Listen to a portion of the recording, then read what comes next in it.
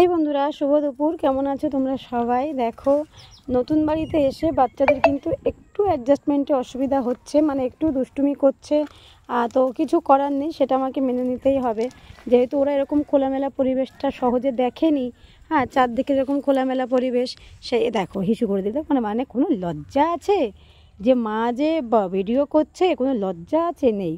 তো যাই হোক, তোমার এই যে পরিবেশটা ওদেরকে আমি দিতে পেরেছি, তার জন্য আমি মানে ভীষণ ভীষণ খুশি।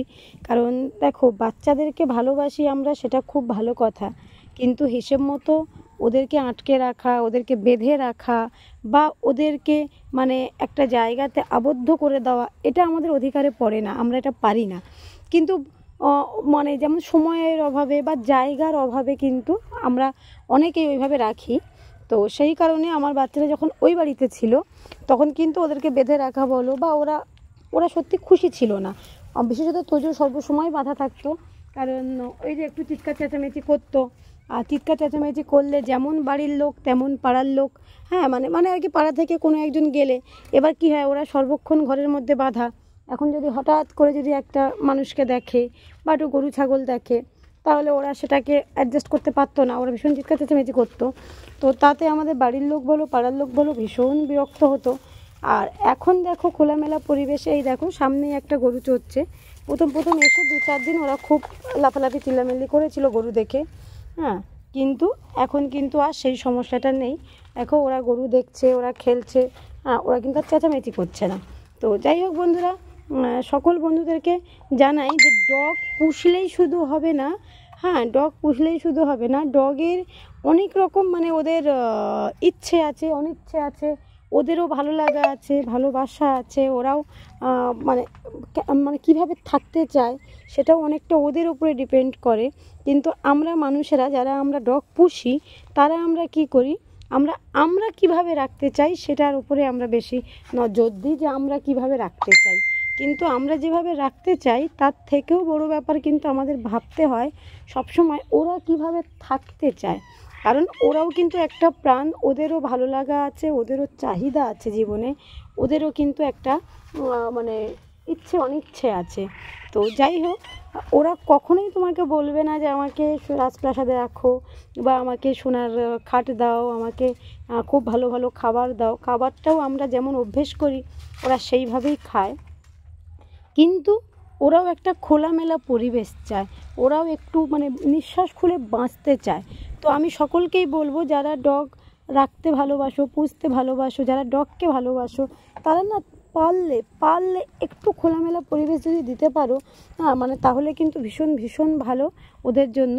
বিশেষত আমার তোজোকে দেখে আমার ভীষণ কষ্ট হতো, মানে ও একটু রাগী, একটু চেঁচামেচি করে, একটু সুযোগ পেলে কামড়াতে যায়, সেই কারণে কিন্তু ওকে আমার সব সময় বেঁধে রাখতে হতো। তো এখন তোমরা দেখতেই পাচ্ছ আমার কিন্তু সেটা আর করতে হয় না, মোটামুটিভাবে ও কিন্তু দেখো কীভাবে বাইরে বেরোনোর চেষ্টা করছে। দেখো, সুজি বেরোতে পারবে না, চলে এসো সুজি, কাম কাম, আর বেরোতে পারবে না, চলে এসো চলে এসো, চলো ঘরে চলো।